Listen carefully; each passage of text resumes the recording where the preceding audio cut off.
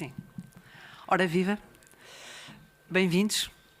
Nós vamos já começar, tendo em conta também as intempéries meteorológicas. Acho que tem havido uma certa confusão também aqui no acesso aqui a esta zona, mas apesar de irem começando a chegar ainda mais pessoas, vamos dar início a esta 10ª edição do Meeting Lisboa. Diz-me o que desejas, dir-te-ei quem és, é a frase provocadora deste ano. A frase é do escritor russo Anton Chekhov e foi este o rastilho que inspirou e gerou o meeting que agora tem início. O tema foi lançado há um mês, muitos de nós nos recordamos, num encontro com o arcebispo de Moscovo, que passou por Lisboa, e ao reconhecer que o desejo é constitutivo do coração do homem, Dom Paulo Pezzi deixou um conselho: não reduzir o desejo a algo mais pequeno do que o horizonte infinito que o constitui. Neste meeting, o tema é desenvolvido numa grande exposição, à qual se juntam nesse mesmo percurso duas outras exposições, uma sobre Flannery O'Connor, nos 100 anos do seu nascimento, e outra sobre o jovem Pier Giorgio Frassati, recém-canonizado. Destaque também para os vários encontros, nomeadamente o que vai acontecer esta tarde sobre o tema do meeting, com o professor e psiquiatra Cesare Cornaggia. Conhecem o programa, estão todos convidados para tudo o que aqui vai acontecer e se estivessem para chover, se cá estiverem dentro, já é uma boa opção não saírem de cá durante todo o dia, porque haverá sempre muito que fazer e conviver e ouvir. Aproveitem para também conviver neste espaço aberto a todos. Temos bancas, temos várias iniciativas com refeições e petiscos deliciosos para todos os gostos, que também consumir o que aqui se propõe também ajuda à construção do meeting. Atenção, este ano, tão importante como o programa principal, é o que já está a passar, já começou também, no famoso mini-meeting, feito a pensar nos mais novos, nos educadores, e temos também uma programação de alto nível, diria. Antes de terminar, e destaco aquilo que é mais importante, é que o Meeting Lisboa é feito exclusivamente por voluntários, também depende da generosidade dos benfeitores. Sem voluntários não há meeting. E desta vez o número de inscritos excedeu as expectativas, são quase 170, o que é mesmo muito gratificante para todos os que participamos e para todos os que nos cruzamos uns com os outros e, enfim, caminhamos juntos nesta aventura. Claro que também precisamos de donativos e agradecemos à Câmara Municipal de Lisboa pelo seu apoio. Obrigado também aos patrocinadores e deixamos um apelo à generosidade dos presentes que poderão contribuir durante estes dias. Estamos muito a modernizar através de um QR Code que está espalhado por aí pelo meeting, com o mote de campanha, com o mote de uma campanha: todos desejamos ter um lugar. Contamos por isso convosco para construir o meeting. Já a vossa presença já é sinal disso. Basta por isso aceder através deste QR Code espalhado aí por este espaço. Bons encontros e bom meeting. Então, agora eu vou-me sentar aqui para moderar um encontro, que é o primeiro encontro deste dia, e que convido por isso os convidados para se juntarem a mim neste painel.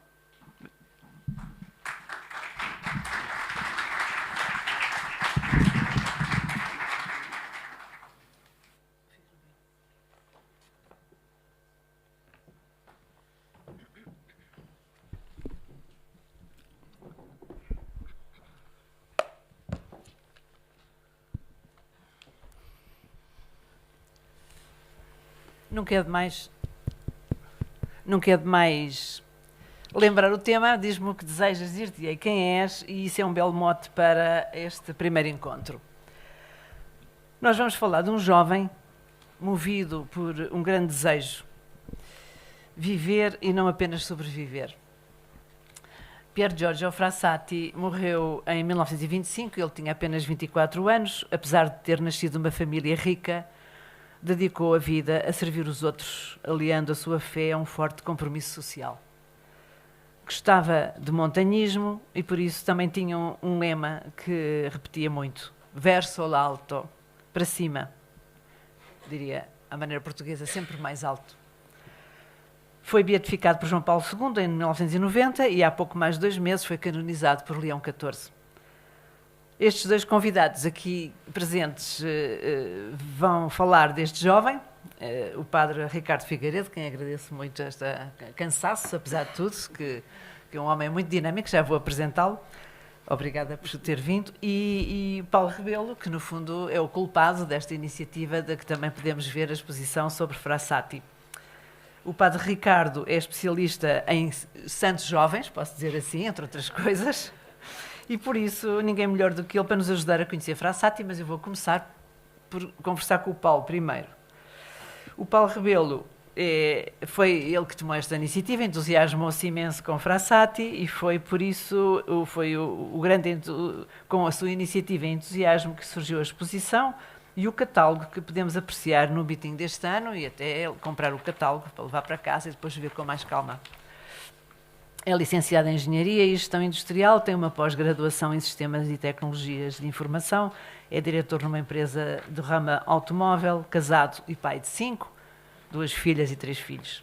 É membro de uma associação pró-vida e da Fraternidade de Comunhão e Libertação. Paulo, porquê todo este interesse e como é que isto começou? Boa noite. Bom dia, perdão.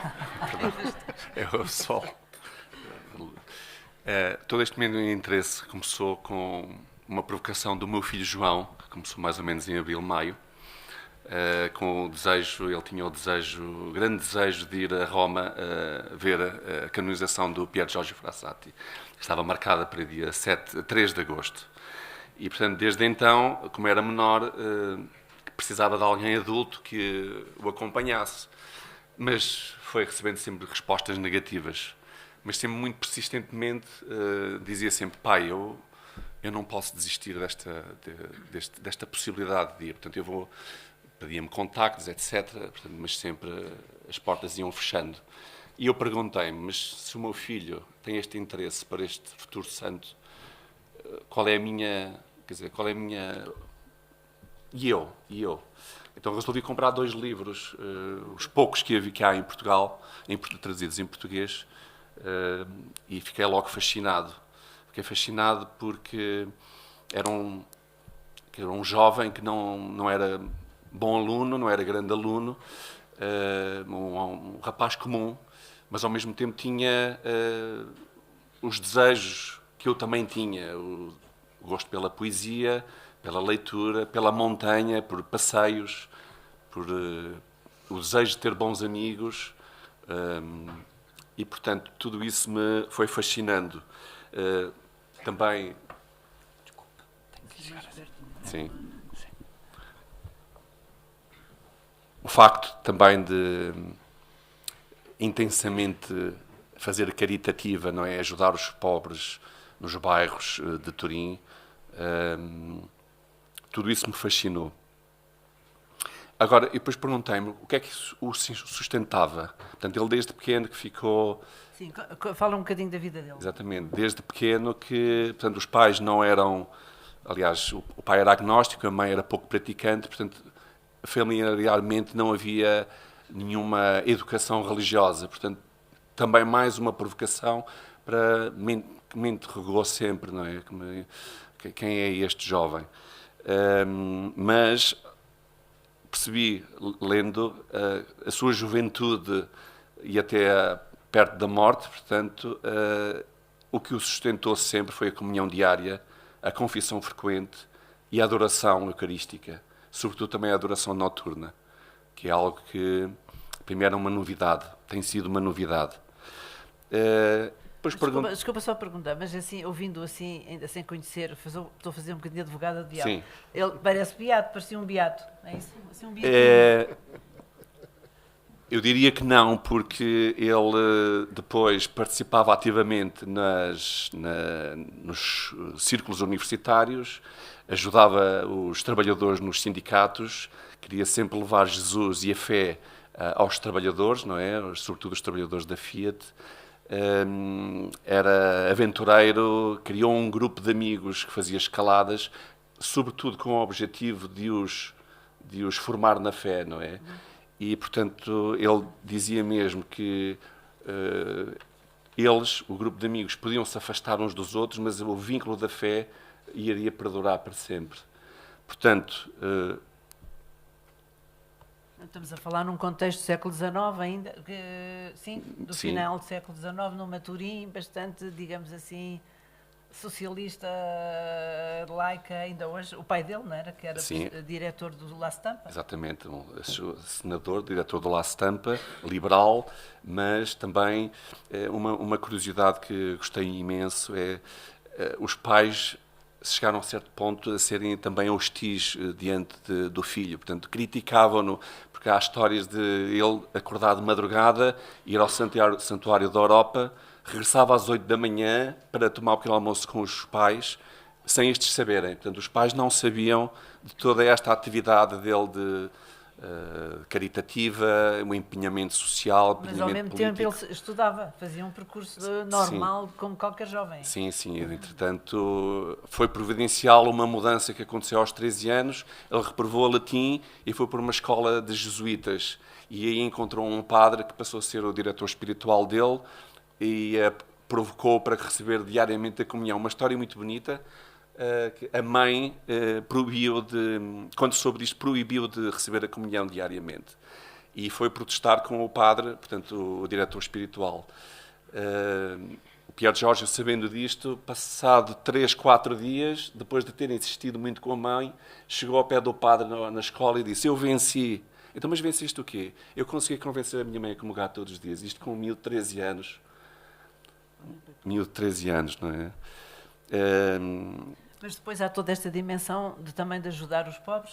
Aliás, foi assim que ele apanhou poliomielite fulminante, digamos assim, não é? Exatamente. Explicar um bocadinho. Sim, sim. Ele visitava regularmente os bairros pobres.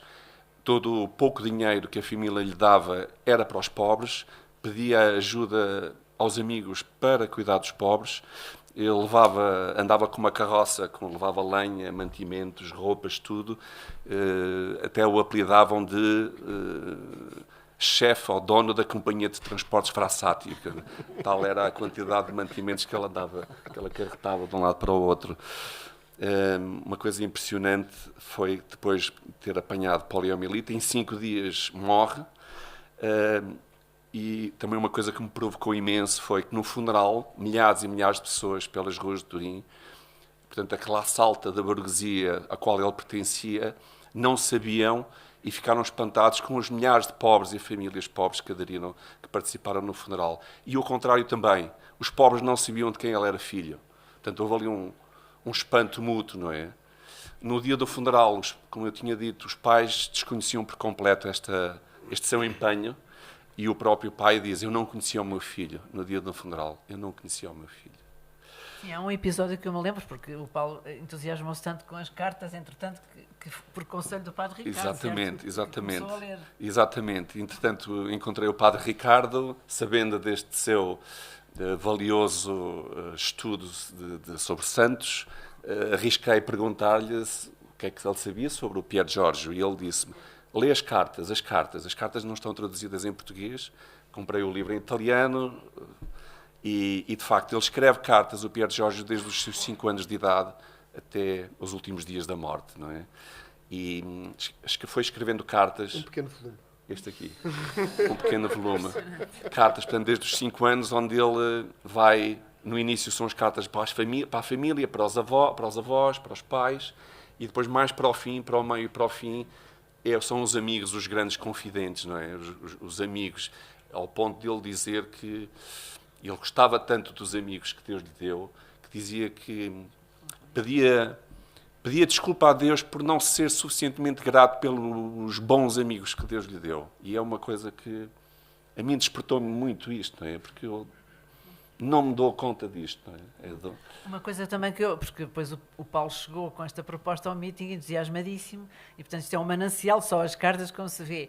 Mas uma das coisas também que me impressionou, depois ao prepararmos esta exposição e também o catálogo, é amigos normais, que não eram assim tão, se calhar, tão devotamente católicos como ele, não é? Pelo Ao contrário. ponto de ele ter feito uma associação, explica lá, que tem um nome super divertido. A sociedade dos tipos sombrios, não é? Ele era o Robespierre e os outros eram assim nomes super não muito próprios, não é? Como o Robespierre, mas o objetivo dele, e isso está escrito nas cartas, era fazê-los crescer na fé e torná-los amigos de Jesus. Um exemplo, ele recolhia umas plantas que ele tinha na casa de férias em Polónia e fazia terços. E nas expedições à montanha, ele oferecia estes terços aos amigos, por exemplo. Às tantas ele dizia que se ele pudesse, passava o resto da vida nas montanhas, não é? Ele amava as montanhas. Ele dizia, montanhas, montanhas, eu amo-vos. E, portanto, todo este ímpeto, não é? Ímpeto diante da realidade, este desejo com uma fasquia alta, interpelou-me também a mim. Quer dizer, onde está o meu desejo? O que é que eu faço com o meu desejo? Nem de propósito que o tema deste Exatamente. meeting propuseste isto. Exatamente. Mas já agora, e o teu filho sempre foi? Entretanto, a canonização foi adiada. Foi adiada. Ele, por acaso, Porque esteve em Itália. Devia ser com o Papa Francisco, Pois. não é? Depois foi adiada. Ele esteve no Jubileu dos Jovens, não houve a canonização, que foi em 7 de setembro, e o João voltou à Itália, mas para outro encontro, ainda pediu à Nossa Senhora que esse encontro fosse alterado para poder ir à canonização. Mas pronto, foi assim, obedeceu, não é? Portanto, isto é o meu grande desejo é... É isso que eu ia perguntar. O meu grande desejo é que todos conheçam Pier Giorgio, que façam esta pergunta que eu tenho feito, não é? E que não me canso de fazer. Pier Giorgio, diz-me o que desejas para eu perceber aquilo que eu ainda tenho que desejar mais. Obrigada, Paulo. Padre Ricardo, eu vou começar por brevemente o apresentar, se bem que muitos de nós o conhecemos, é praticamente um rosto familiar. Ordenado padre em 2015, foi vigário paroquial de Peniche, pároco de Óbidos, atualmente é diretor do Departamento de Comunicação do Patriarcado de Lisboa e também vigário paroquial em Algés, Miraflores e Cruz Quebrada. É doutorado em Teologia Sistemática pela Católica.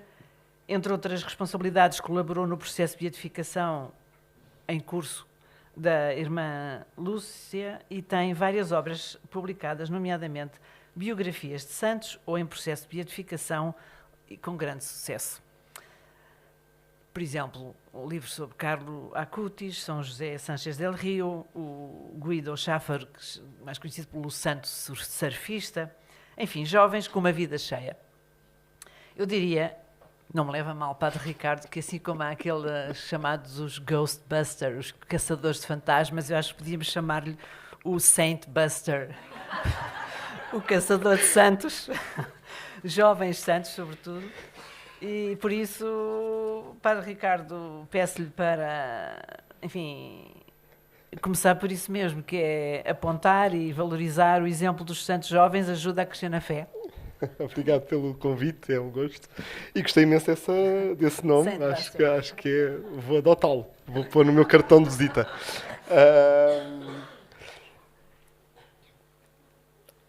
Venho de uma semana no Vaticano no Dicastério da Causa dos Santos, que o tema foi a mística.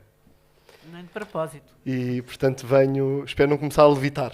Vou tentar, não... Também sou pesado, é difícil, é preciso muita graça a Deus para levantar.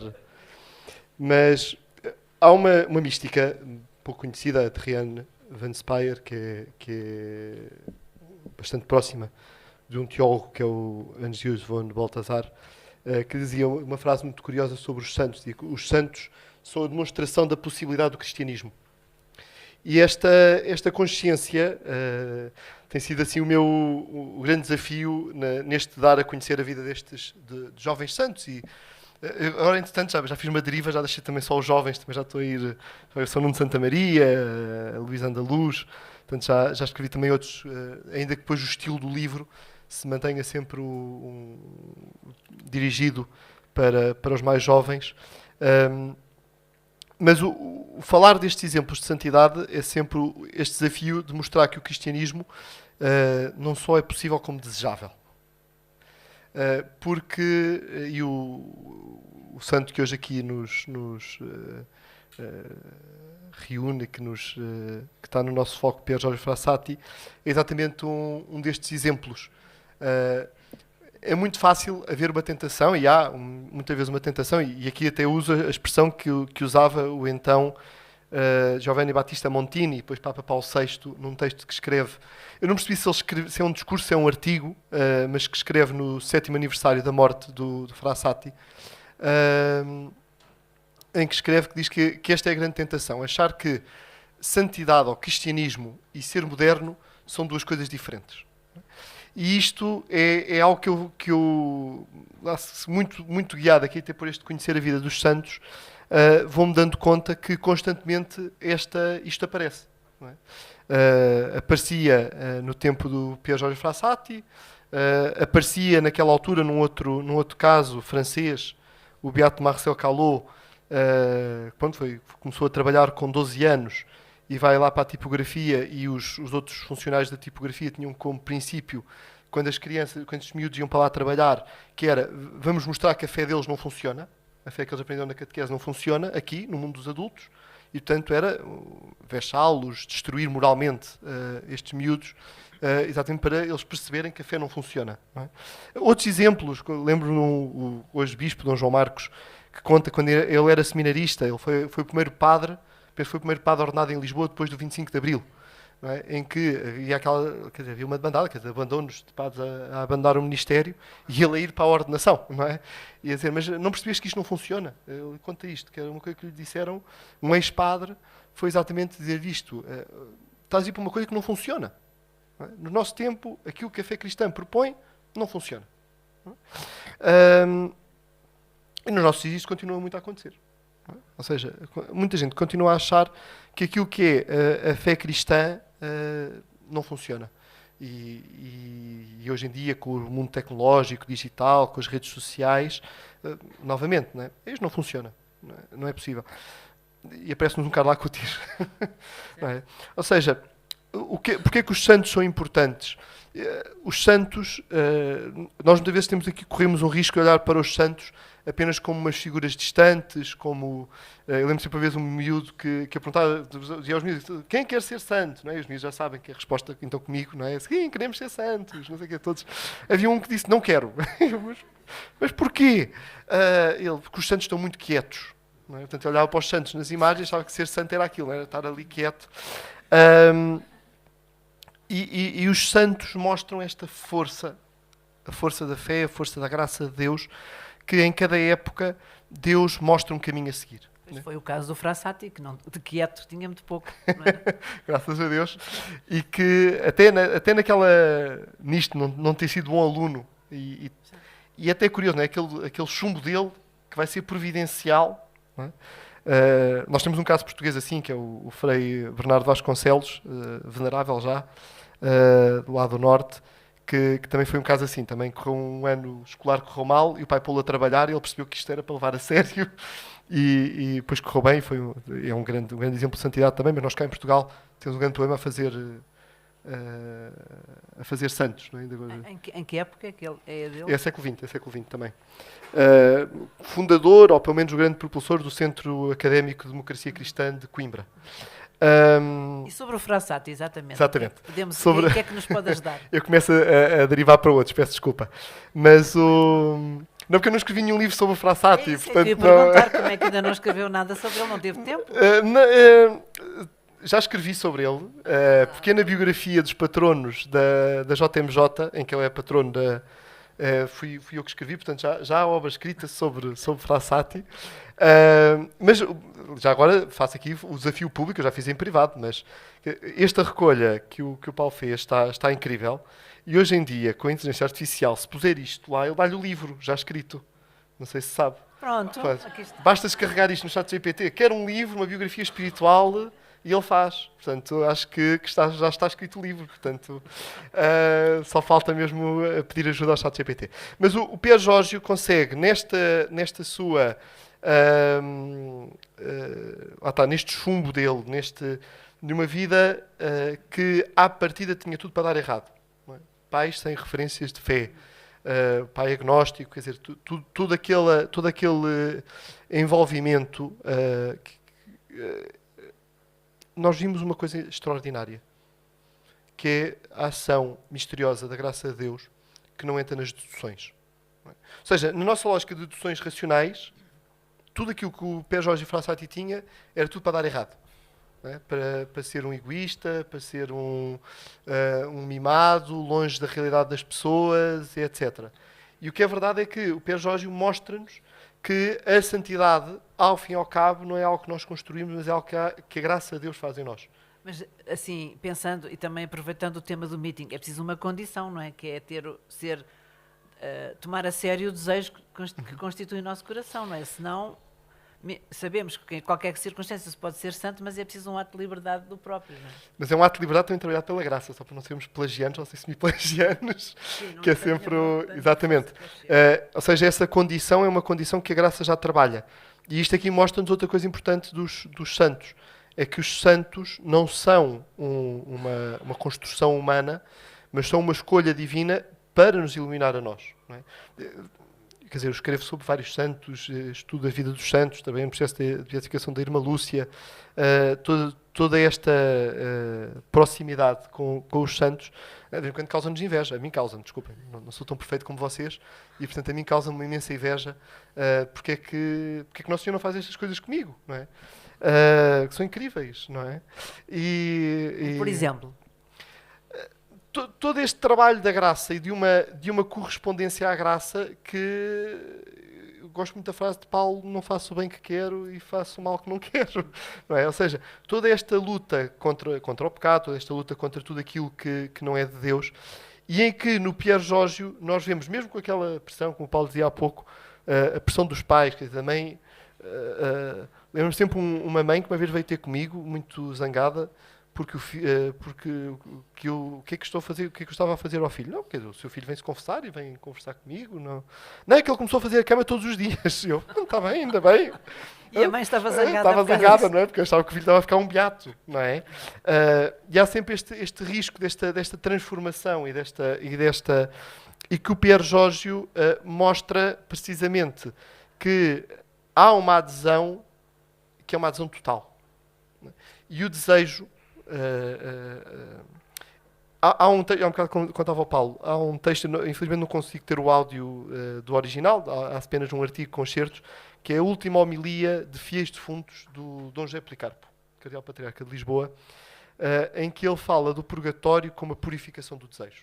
É um dos textos, uma das homilias que eu lembro, eu era seminarista na altura e ouvir e sair dali maravilhado. Depois agora, anos mais tarde, fui à procura lá nos arquivos do Patriarcado, infelizmente não temos a gravação, mas e tenho aí desafiado alguns seminaristas nas teses de doutoramento, nas teses de mestrado, a trabalharem o tema do desejo, que está pouco trabalhado, mas em que o desejo tem aquela capacidade de fazer uma síntese entre aquilo que é o nosso património, aquele património a defender, até como dizia o Père Jorge, um património histórico, um património da nossa história pessoal, não só da nossa história mais ampla, da nossa história pessoal, dos nossos dramas, das nossas crises, das nossas feridas, todo este património que nós transportamos com o momento fundamental, que nós na Sagrada Escritura, quando se fala para Deus só há um tempo, não é? Que é o hoje. Quando se fala do tempo de Deus é hoje. Para Deus não há o ontem, nem há o amanhã.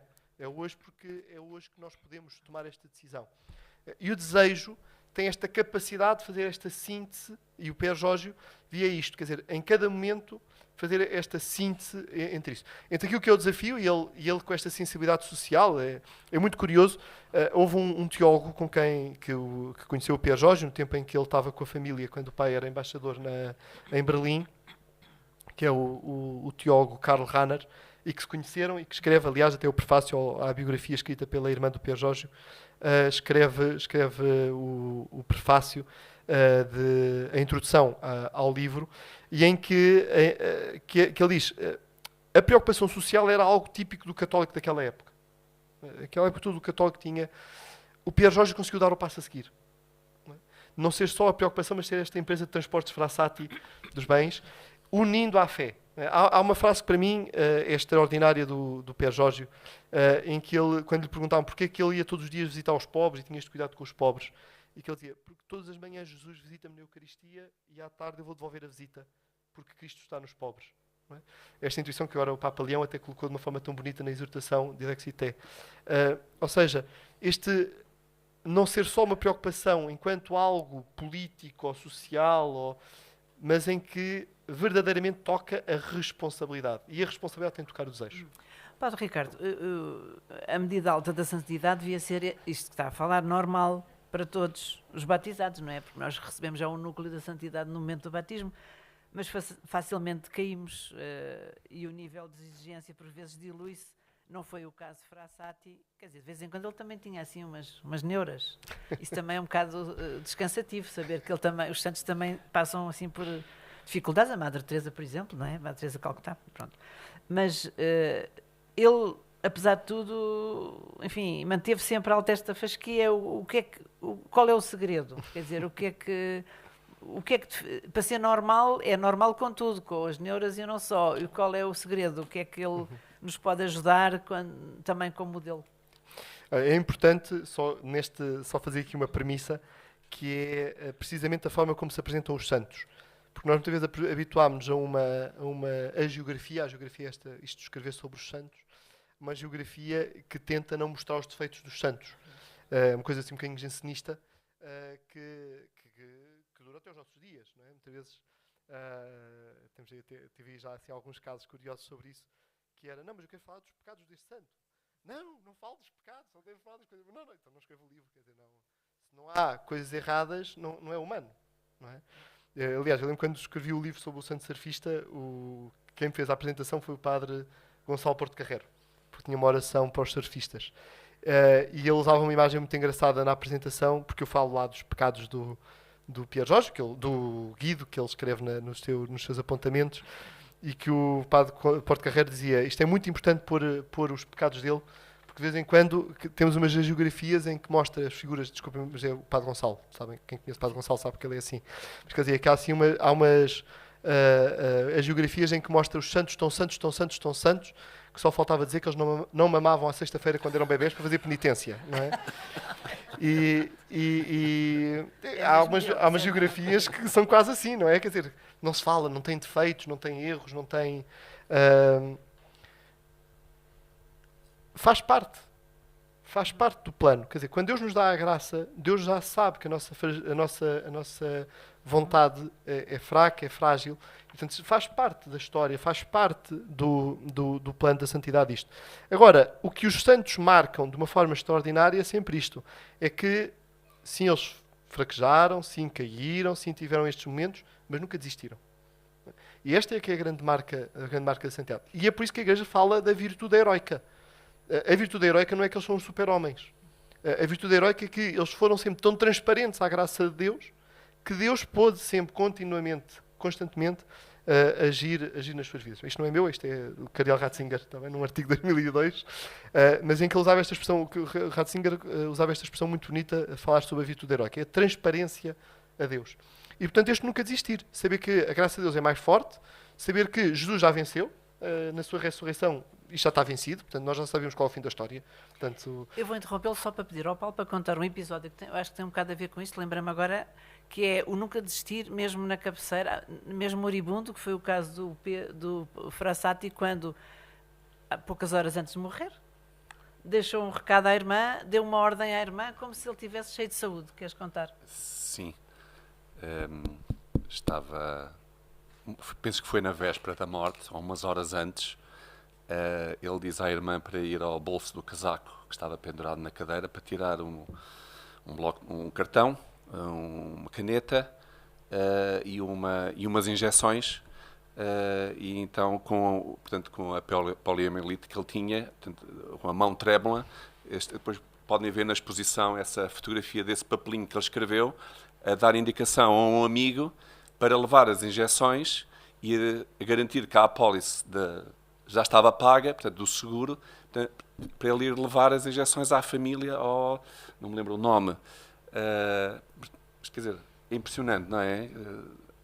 A morrer e lembrar-se do mais desfavorecido, não é?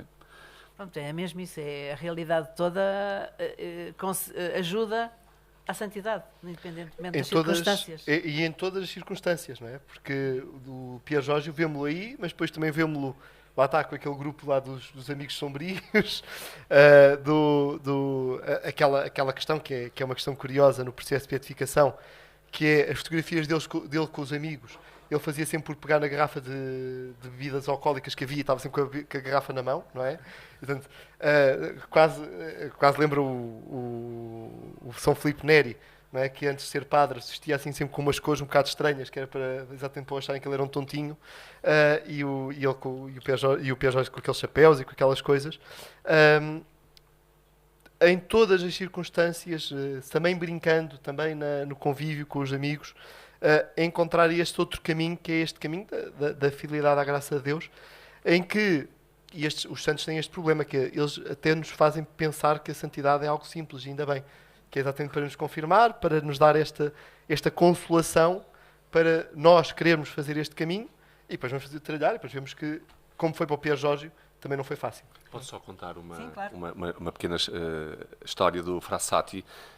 Portanto, isto depois do final da Primeira Guerra, as fábricas que tinham estado durante alguns anos paradas, ou em vez de produzirem os carros, neste caso da Fiat, produziram material bélico, e depois, portanto, em 1919, os problemas económicos eram enormes, as pessoas tinham vindo das periferias para as cidades antes da guerra, mas depois tinham permanecido lá, e a miséria era muito grande, e havia também este início dos ventos marxistas já nessa altura, e que estavam a querer entrar nesta coisa do movimento dos trabalhadores, não é?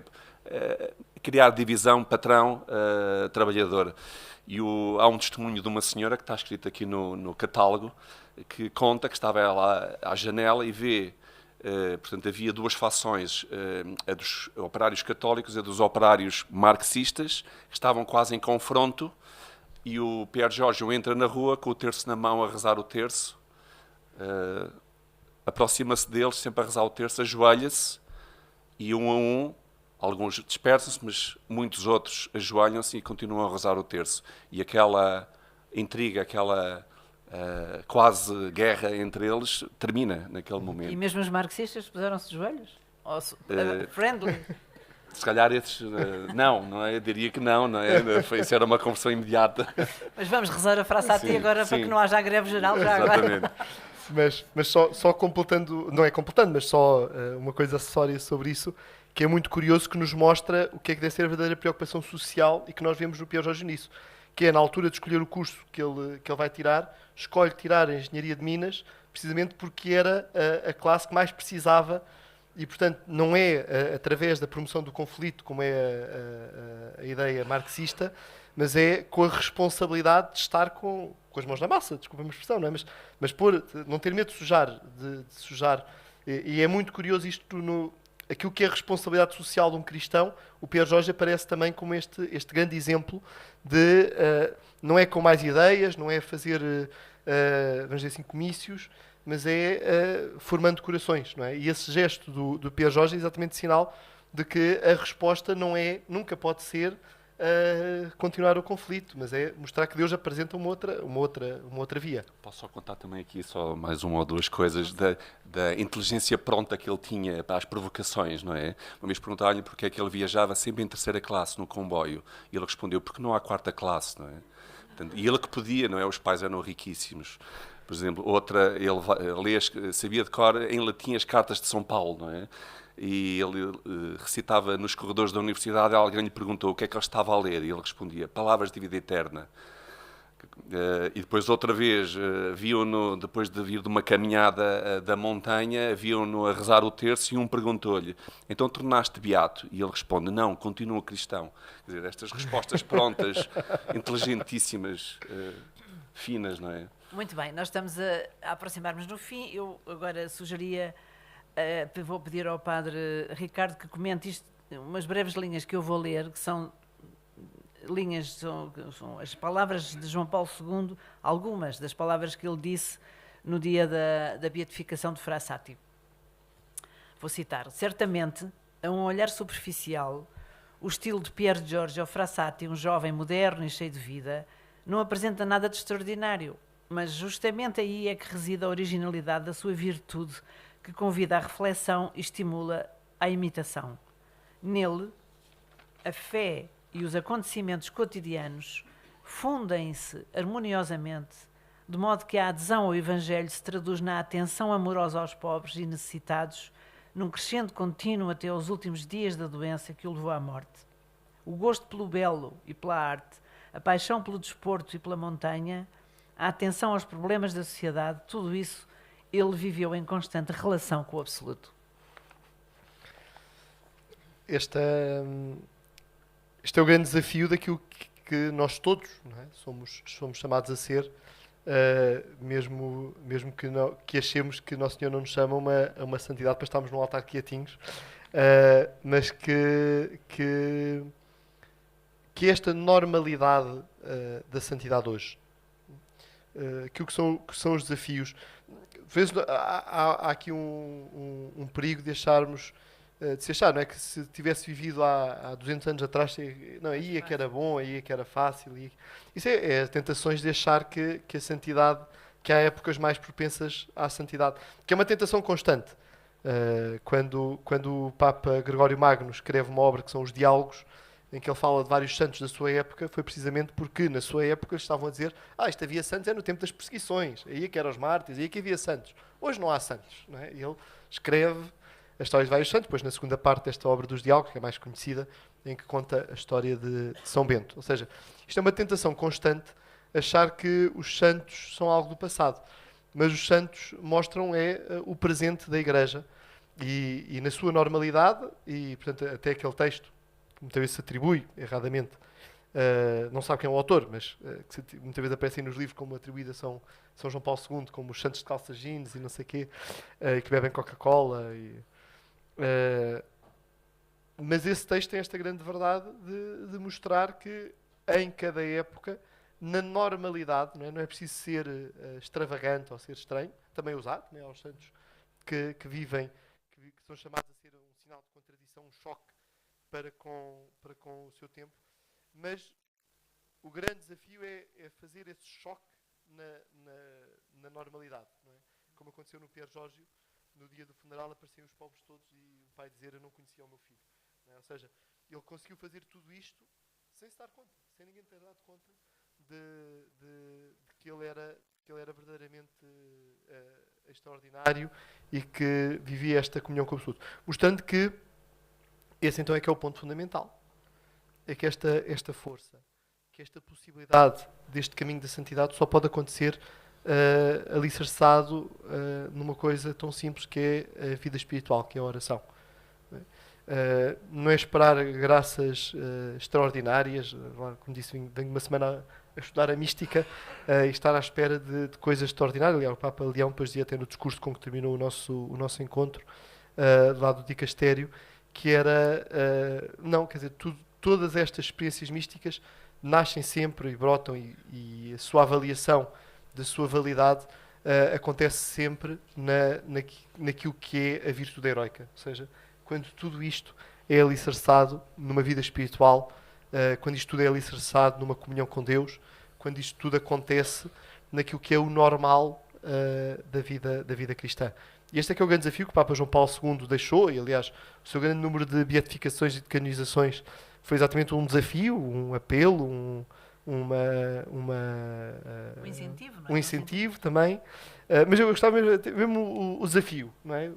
João Paulo II fez este desafio e depois até na carta com que termina o jubileu do ano 2000, naquilo que é o que se abre à Igreja para este novo milénio, que é exatamente esta medida normal da santidade, que deve ser a normalidade de um cristão, tem seu apelo à santidade. Não trocarmos a nossa vida, porque senão perdemos, como o Pier Giorgio Frassati dizia, que está na frase, só citar: viver sem fé, sem um património a defender, sem sustentar a verdade numa luta contínua, não é viver, mas apenas sobreviver. Sim, eu também ouvindo-vos recordo do próprio João Paulo II uma frase que até é assumida na Fraternidade de Comunhão e Libertação, de que o Paulo e eu própria pertencemos, e muitos de nós, e que era necessário que o cotidiano se tornasse heróico. Que o heróico se tornasse cotidiano e que o cotidiano se tornasse heróico. Obrigada. E termino mesmo, já agora não resisto, porque nestas buscas também sobre Frassati descobri um comentário que alguém citava André Frossard, que era de resto muito amigo também de João Paulo II, e que vou ler e que creio que é uma boa maneira de terminar também depois de ouvirmos o que ouvimos. E vou citar o que disse o grande pensador, que já morreu, André Frossard. Ao longo da história, o cristianismo morreu de vários modos. Mas foi preciso esperar até ao século XX para ver morrer de medo diante do mundo. Os batizados perderam hoje grande parte da coragem de ser sinal de contradição, sal da terra e luz do mundo. Claro que isto era uma grande provocação, não é? Para os nossos tempos, mas nós ouvimos isto e também não podemos deixar de estar de acordo, não é? Pier Giorgio Frassati ensina-nos, sempre Frossard a dizer, que devemos reconquistar o orgulho e a coragem de ser cristãos, sempre prontos a dar razões da esperança que está em nós. Creio que é Frassati e muitos de nós, se calhar, que silenciosamente se cruzam connosco, que também têm esta consciência, por isso é com este desejo que agradeço muito aos nossos, aos nossos convidados deste primeiro encontro do meeting e desejo para todos também esta mesma consciência, saber dar as razões da esperança que nos anima. Bom dia.